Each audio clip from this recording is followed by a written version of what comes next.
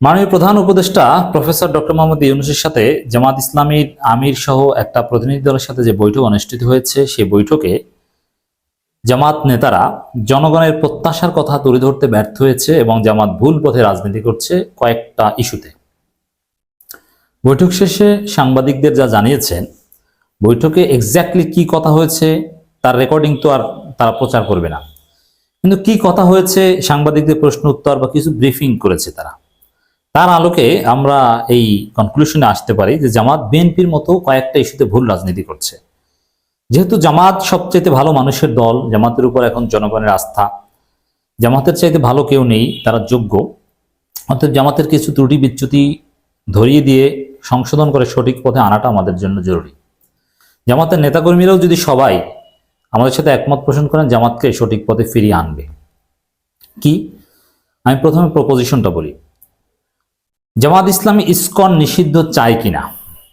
আগের ভুল, জামাত আওয়ামী লীগ নিষিদ্ধ চায় না, আওয়ামী লীগ নির্বাচনে আসুক, জামাত এটাও চায়, জামাত এখন দ্রুত নির্বাচন চায়। এই ভুলগুলো তো জামাতের আছে, কিন্তু ইসকন ইস্যুতে জামাতের অবস্থান কি? এখানে জামাত ভুল করছে, ভুল পথে। উত্তর হচ্ছে, জামাত ইসলামী ইসকন নিষিদ্ধের কথা ডক্টর মোহাম্মদ ইউনূসের কাছে বলেনি,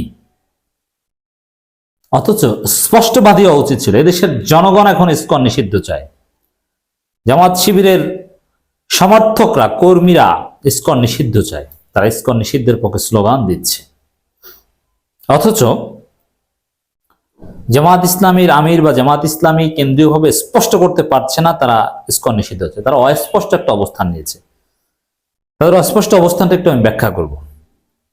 প্রধান উপদেষ্টার সঙ্গে বৈঠকের পর যা জানালেন জামাতের আমির, জামাত ইসলামের আমির ডাক্তার শফিকুর রহমান বলেছেন, জাতি ধর্ম নির্বিশেষে সবাই মিলে কিভাবে সামনের দিকে এগোনো যায়, কিভাবে শান্তি শৃঙ্খলা পরিস্থিতি উন্নতি করা যায় এবং দ্রব্যমূল্য মানুষের ক্রয় ক্ষমতায় আওতায় রাখা সহ নানান বিষয়ে প্রধান উপদেষ্টার সঙ্গে তারা আলোচনা করেছেন। এগুলো রুটিন কথা, এগুলো ঠিক আছে। প্রধান উপদেষ্টার সঙ্গে বৈঠক শেষে 28 তারিখ যে বৈঠক হচ্ছে, রাষ্ট্রীয় অতিথি ভবন যমুনার সামনে সাংবাদিকদের এসব কথা জানান তিনি। শফিকুর রহমান বলেন, প্রধান উপদেষ্টার সঙ্গে জাতীয় ইস্যুতে ঐক্যবদ্ধ থাকার বিষয়ে আলোচনা হয়েছে। সম্প্রতি যেসব বিষয়ে জনমানুষের মনে উদ্বেগ সৃষ্টি করেছে সেসব নিয়ে আলোচনা হয়েছে। কিভাবে ঐক্যবদ্ধ হয়ে সমস্যার সমাধান করা যায় সে বিষয়ে বিস্তর আলোচনা হয়েছে। দেখেন, এখানে আরেকটা কথা বলেছিলেন যেটা এই রিপোর্টে আসেনি। আমির জামাতের আরেকটা বক্তব্য আছে যে বিএনপির যে জাতীয় ঐক্যের কথা, সেখানে জামাত পরিপূর্ণভাবে একমত। এটা একটা ভেগ কনসেপ্ট, অস্পষ্ট কথা। জাতীয় ঐক্য এই কথাটাই একটা ফালতু কথা। জাতীয় ঐক্য বলতে কোনো কথা নেই। আপনি কিসের জাতীয় ঐক্য? কখনো দেখেছেন জাতীয় ঐক্য?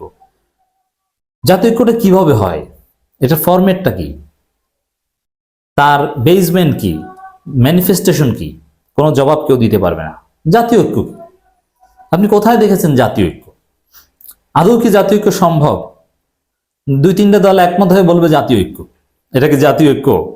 বিএনপি জামাত একমত হলে বলবে যে জাতীয় ঐক্য হয়ে গেছে। আদৌ কি এটা জাতীয় ঐক্য? অতএব বিএনপি জাতীয় ঐক্যের কথা বলছে আর জামাত বলছে আমরা সেই জাতীয় ঐক্যের সাথে একমত, অথচ জাতীয় ঐক্য বলতে কোনো কথাই নেই, মরিচিকার পিছনে ঘুরছে। আমাদের এই কনসেপ্টগুলো ক্লিয়ার করতে হবে। জাতীয় ঐক্য বলতে কোনো কথা নেই। ওইরকম ইসলামী ঐক্য বলে না, ইসলামপন্থীদের ঐক্য, ভুয়া কথা। ইসলামপন্থীদের ঐক্য বলতে কোনো কথা নেই।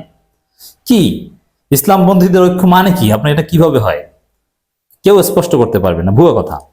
ঠিক তদ্রুপ জাতীয় ঐক্য, অমুক তমুক, এগুলোর কোনো কার্যকারিতা নেই। আপনার দলের অবস্থান কি? জনগণ ঠিক করবে। আর একটা প্রতারণামূলক শব্দ বিএনপিও বলে, জামাতও বলে, যে জনগণ ঠিক করবে। যেমন আওয়ামী লীগ নির্বাচনে অংশগ্রহণ করতে পারবে কি পারবে না, এটা জনগণ ঠিক করবে। অ্যাবসলিউটলি ভুয়া কথা। জনগণ এগুলো ঠিক করে কিভাবে? এটা জনগণ ঠিক করার বিষয় না, জনগণ ঠিক করতে পারে না, এটা সরকার ঠিক করে। অথচ বলে জনগণ ঠিক করবে। এরকম অনেক প্রতারণা আছে। জাতীয় ঐক্য জনগণ ঠিক করবে, ইসলামী ঐক্য, এগুলো ভেগ কনসেপ্ট, এগুলো থেকেও বিশ্বাস করবেন না। রাজনীতি যারা বুঝতে চান এই বিষয়গুলো সম্পর্কে সচেতন থাকবেন। জামাতের আমির আরো বলেন, দ্রব্যমূল্যের ঊর্ধ্বগতি সহ যেসব বিষয়ে মানুষের ক্ষুব্ধ করেছে সেগুলো সমাধানের বিষয়ে আলোচনা হয়েছে। না, এটা ঠিক আছে, এটা জামাত পজিটিভ পলিটিক্স করছেন। 2-1টা পয়েন্টে বিএনপির খপ্পরে পড়েছে। নির্বাচন বিষয়ে সাংবাদিকদের প্রশ্নের জবাবে ডাক্তার শফিকুর রহমান বলেন, ন্যূনতম সংস্কার দ্রুত করে নির্বাচন দেওয়া উচিত। দেখেন, জামাতের ভুল রাজনীতির যে বিষয়গুলো আমরা এখন অ্যাড্রেস করছি তার মধ্যে একটা হচ্ছে ন্যূনতম সংস্কার। এটা আবার কি? ন্যূনতম সংস্কার আবার কি মুরব্বী? এটা আপনি কোথায় পেয়েছেন? কি আবিষ্কার করছেন? ন্যূনতম সংস্কার এটা আবার কিভাবে হয়? মানে ওই যে বিএনপি বলছে না যে দ্রুত নির্বাচন কেন্দ্রিক সংস্কার, ওই নির্বাচন কেন্দ্রিক সংস্কারকে এখন বলছে ন্যূনতম সংস্কার। না, আমরা তো ন্যূনতম সংস্কারের জন্য জীবন দিতে রাজপথে নামিনি। শিবিরের ছেলেরা ন্যূনতম সংস্কারের জন্য জীবন দেয়নি, তারা একটা সেকেন্ড রিপাবলিকের জন্য, নতুন বাংলাদেশের জন্য, বাংলাদেশ 2.0-র জন্য পাস্ট সব রিসেট করা হবে, এই জন্যে জীবন দিয়েছেন। অতএব ন্যূনতম সংস্কার এইসব থিওরি জামাত ভুল রাজনীতি, সংস্কার করতে হবে, সে ন্যূনতম শব্দ বাদ দেন, এটা জামাতের ভুল রাজনীতি। এবং এটা হাসি পায়, ন্যূনতম সংস্কার এটা একটা আবিষ্কার করেছে। আমরা 40-এর অধিক সংস্কার প্রস্তাবনা দিয়েছি, যা তবে অন্তর্বর্তী সরকারকে 10টি বিষয়ে সংস্কার প্রস্তাবনা দিয়েছি। ন্যূনতম সংস্কার শেষে নির্বাচন দিতে প্রস্তুত করা হয়েছে। ন্যূনতম সংস্কার আমরা মানি না, আমরা পরিপূর্ণ সংস্কার চাই। আর সংস্কার একটা চলমান প্রক্রিয়া, এটাও একটা ধান্দাবাজি শব্দ। সংস্কার চলমান প্রক্রিয়া নয়, সংস্কার যেগুলো এগুলো ওই সরকার 2-2.5 বছর 3 বছর শেষ করতে পারবে। এবার আসেন আসল কথা। ইসকন ইস্যুতে আমির জামাত বলেন, শুধু ইসকন নয়, যারাই দেশবিরোধী কার্যক্রমে জড়িত থাকবে তাদের আইনের আওতায় আনতে হবে। এই কথার অর্থ কি জানেন? জামাত ইসলামী ইসকন নিষিদ্ধ করতে বলেনি, ধোঁয়াশাপূর্ণ কথা। শুধু ইসকন নয়, জিজ্ঞেস করছে তাকে ইসকন নিষিদ্ধ আপনি চান কিনা, সে বলছে শুধু ইসকন নয়, যারা দেশবিরোধী কার্যক্রম তাদের বিরুদ্ধে তাদের আইনের আওতায় আনতে হবে। আইনের আওতায় আনা মানে কি জানেন? যে নিষিদ্ধ না, যারা অপরাধ করবে তাদেরকে ধরুন, কিন্তু নিষিদ্ধ না। নিষিদ্ধ জামাত চায় না। এর মানে জামাতের অবস্থান স্পষ্ট। আমরা আজকের এই আলোচনায় সবচেয়ে বড় যে সমালোচনা করছি, জামাত ইসলামী ইসকন নিষিদ্ধ চায় না, ইসকন নিষিদ্ধের কথা বলেনি। ইসকন নিষিদ্ধ ইস্যুতে প্রশ্ন করায় টেকনিক্যাল ভাবে উত্তর দিয়েছে, এড়িয়ে গিয়েছে। জামাতের সেক্রেটারি জেনারেল চট্টগ্রামে তাকেও প্রশ্ন করা হয়েছিল, তিনি একটা প্রশ্নে বলেছেন যে তিনি ওই ধোঁয়াশাপূর্ণ কথা বলেছেন। স্পষ্ট জামাতের পক্ষ থেকে, নেতাদের পক্ষ থেকে কেউ বলেনি ইসকন নিষিদ্ধ চাই, বলবেও না। কেন? ভারত রাগ হবে। তো জামাতের এখন দুর্বলতা দুইটা, যে ভারত যাতে রাগ না হয় এই বিষয়টা মাথায় রেখে রাজনীতি করছে, এই কারণে জামাতকে অনেক ক্ষেত্রে গণবিরোধী অবস্থান নিতে হচ্ছে। এই ভুলগুলো জামাতকে সংশোধন করতে হবে।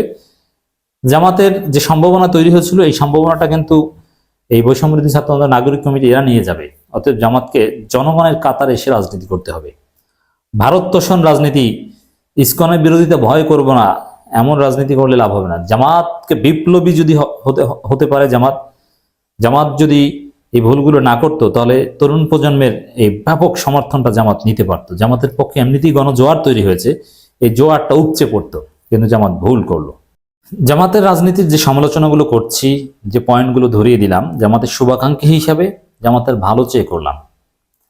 এখন এইভাবে সমালোচনা করার পরও জামাতের লোকজন যারা গালি দিবেন, আপনি পীর মুরিদের অন্ধ আনুগত্য বা এগুলোর সমালোচনা করেন, অথচ আপনি নিজে তাদের চাইতেও অন্ধ, আপনার চোখ নেই, আপনি কিছু দেখেন না, আপনার মাধ্যমে ক্রিয়েটিভ কিছু হবে না। রাজনীতি এত সহজ নয়, একেবারে পিওর অন্ধ আনুগত্য করে রাজনীতি হয় না। তাই জন্য বলবো যে রাজনীতি করতে হলে একটু ক্রিয়েটিভ হন। সংগঠন বা আমিরে জামাত যা বললো সব সঠিক, এই দৃষ্টিভঙ্গি থেকে বের হয়ে আসার চেষ্টা করুন, জামাতেরই ভালো হবে, জামাত সঠিক পথে চলবে।